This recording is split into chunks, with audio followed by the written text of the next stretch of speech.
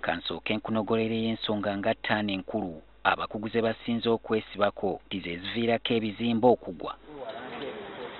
Pulaani embi, enzimba enkyamu, omusingi okukyama, obuzito obungi ku kizimbe n'ebigwa bitalaze. Bayinginiya abakugu bagamba nti ekizimbe ekyagudde Makerere gye buvuddeko kiryoke kituga abantu 4 n'okulumya abalala 5. Ensonga ttaano ezo waggulu ye yali ensibuko y'akabi. Poor designs, poor foundations, poor materials, poor construction methods, poor methodology of construction. Mu byonna ensonga y'okuba nti ekizimbe kyali tekinnaggwa oluvannyuma lw'ebbanga eggwanvu bagamba nti yali nsobi y'amaanyi ddala.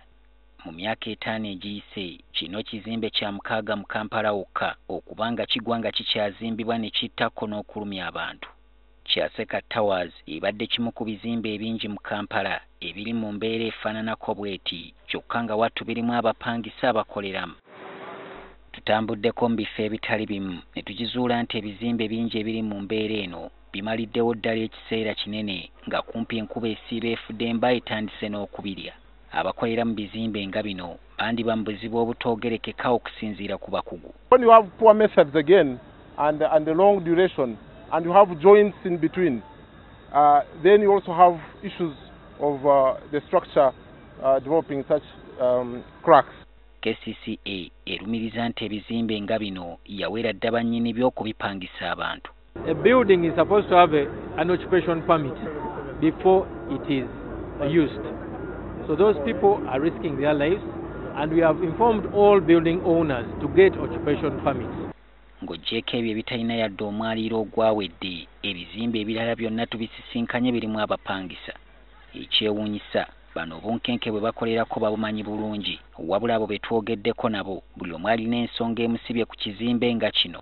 Wali yagadde okukoleramu nga waggulu bazimbayo naye olw'embeera y'okuba nga omuntu alina waakolera n'amala gabeerawo naye nga ebeera risiki y'amaanyi. Ate kirungi wano mu Uganda waliwo ekirungi kiri luddawo ne Mulago naye kati taliyo bantu tebali mu kuzimba sayidi emu ng'abantu ate sayidi eno abantu bali mu ddwaliro. Kyokka omusango bagusalidde bekikwatako be bagamba nti tebafaayo kulondoola bannyini bizimbe. Naye kati se kansu terambula bizimbe ebiyitako buyisi n'ekibadde ekiraba bulijjo nti kyakyama. We want to urge KCCA to take up their mantle of policing the building standards in the city. Muteeka erirungamya okuzimba eryayisibwa Paalamenti mu 2013 akawaayiro nnamba 4 kannyonnyola bulungi nga nnyini kizimbe bw'asaanye okuba n'olukusa olw'enjawulo okupangisa ekizimbe kye nga kiwedde oba ekimanyiddwa nga occupation permit. Akawaayiro nnamba 4 kawa bulungi bekikwatako obuyinza okulagira nnyini ky'okukiyiwa singa kizuulibwa nti kiriko embeera yonna eyinza okukiviirako okugwa. Solomon Kaweesa, NTV Akawungeezi.